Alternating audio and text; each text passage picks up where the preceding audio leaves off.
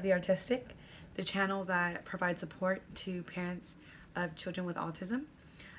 This is finally the video that I was so long holding off on, but I'm so happy to finally just release it because I feel like it will help a lot of parents. It's something that not a lot of parents really do. Is, share their diagnosis stories because it can be very emotional. It can be very hard to express. And so I'm just going to get started. I'm going to give you a little bit of background information, on myself. Growing up, I was always a really shy child. And I was very different. So my parents thought that maybe if when I was growing up, there would have been any type of testing done on me, that they probably would have, diagnosed me with autism. It's something that they say quite a bit, and so it leads me to think, wow, wonder if my childhood, or how I was in my childhood, and even how I am now in adulthood, would have any effect on my daughter and how she was going to be because of genetics and stuff. So that was just a little background information. So I'm going to go ahead and get started on my daughter's journey. My daughter was born in 2013. She is 4. And when she was first born, it was a full-term labor, full-term pregnancy and labor. Everything went fine. It was perfect. No epidural, nothing. She was, perfect weight. She was like 6 pounds. She was almost 7 pounds. And we went straight off to breastfeeding. She was a breastfed child, exclusively breastfed. I didn't never see anything like different in her. In fact, I thought that she was very quiet, and I remember so much that my mother-in-law would say, that people would say that we were so blessed, because she would sleep throughout the night. After 3 weeks, it was like a breeze. She was a perfect baby. And so when she got to like 4 months, she was really she didn't like strangers. She didn't like to be held by anyone. She knew who we were, and she wanted to be held by just me or my husband. And so that was something that, I was like, that's kind of weird, but we did not socialize her so much, so we were thinking maybe that was the reason, that she just didn't want to be around strangers. And she took a little bit of time, but it was a little extreme. Now that we think about it, all throughout her years, even when she was 1, it just got worse. 2, it just got even more worse, and it's just now at about 4 really starting to calm down, where she's not too afraid of strangers. So that was one of the first signs, I think, that we saw in her. And then when she was like a year old, she would, or a little bit before that, she would say booby, and she would say mom, and she would say Bo to talk to our dog. And then when we hit our 2-year mark, she was 2-year-old checkup, she was not talking anymore. And she didn't point at 2 years old yet either. And one of the weird things that we saw in her, that I saw when she was around 7 months, was that she would, what the psychologist called stemming, which now I don't consider it stemming. I now know what caused that, but she was stemming at 7 months. So all of that behavior, and then the not talking and the social problems, were just what led us to get a referral from her pediatrician to the psychologist for an autism evaluation. Now, we didn't get the autism diagnosis when she was seen at the psychologist when she was 2.5, but we would have got it. We would have.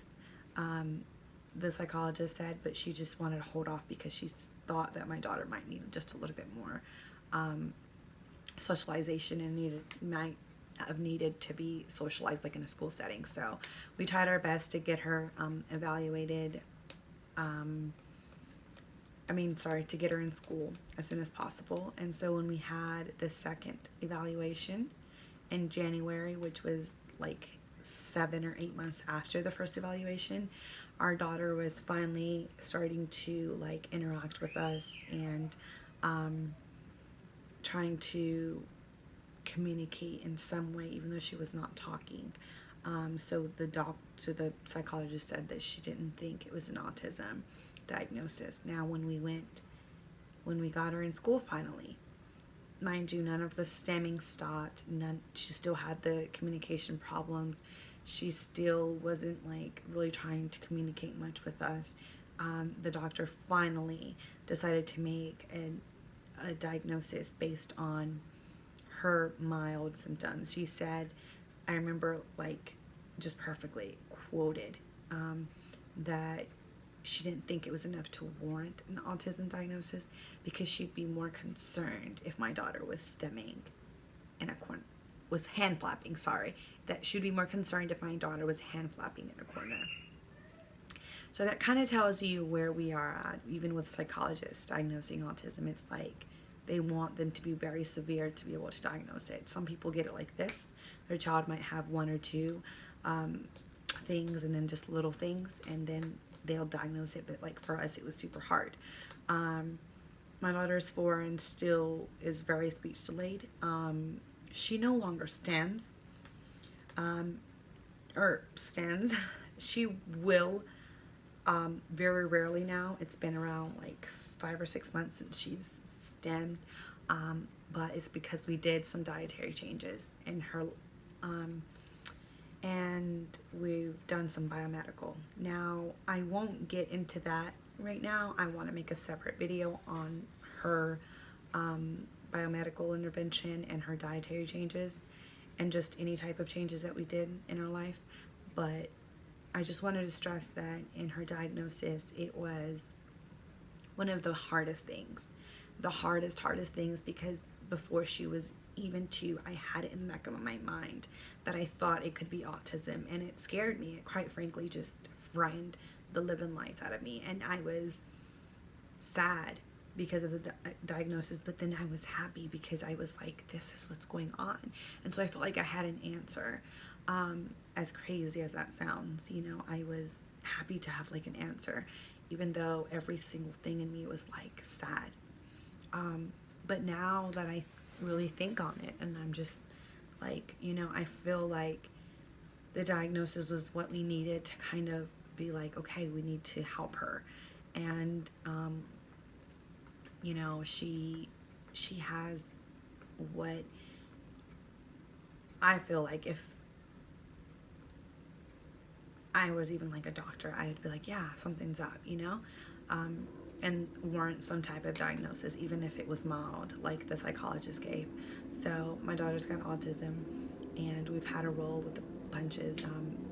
We are blessed to have our daughter. We are blessed that we took this diagnosis and that we moved as quickly as we could to help her, even though it wasn't super fast, because for treatment it took super long, and we were helping her in the ways that we thought that were great, that would help her, and they were great, and they're helping her. So we're super blessed. But her diagnosis was very hard on us, but like I said, it was like a relief, because we knew that there were certain things going on, but it was just kind of like, wow, it's autism.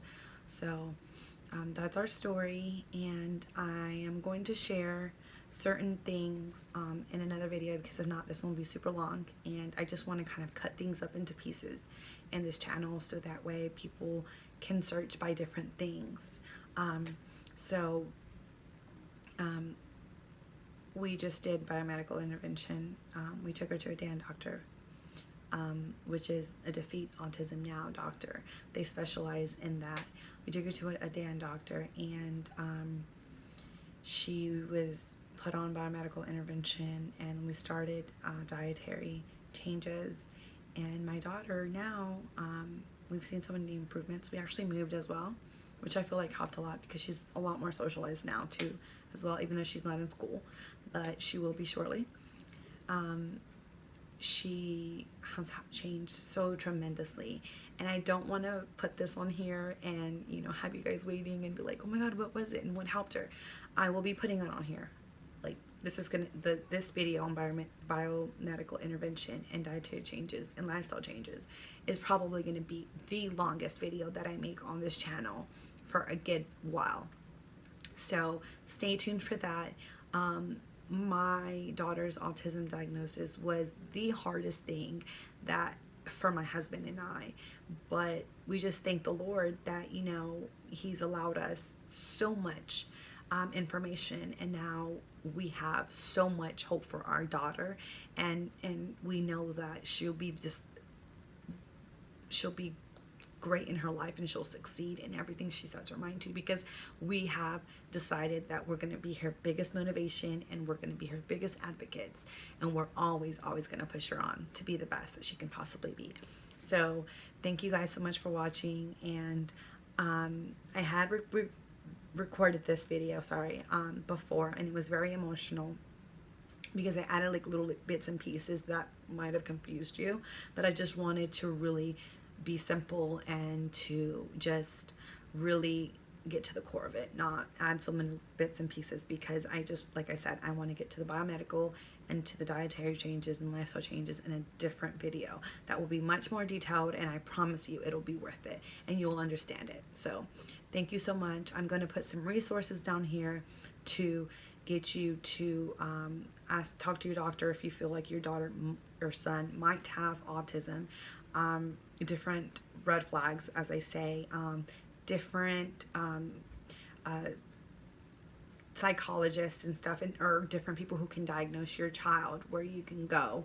I'll be putting all those resources down here, and so that way, if you haven't received, your child has not received an autism diagnosis, that you can, and you suspect an autism diagnosis, that you can get him or her evaluated. So thank you so much for watching. God bless you guys, and stay tuned.